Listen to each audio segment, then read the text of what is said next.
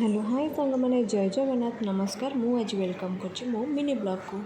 देखु मोर मॉर्निंग रू स्टार्ट हो डालमा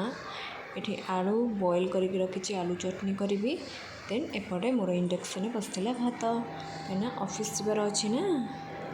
एबे मु नहीं आसती मो बाड़ी रे होइथिबा फ्रेश फ्रेश भृसंगा पत्र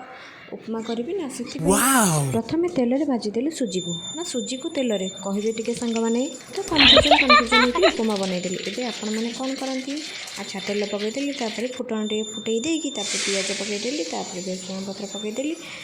मुझे कंचा लंका गोटे पकई राग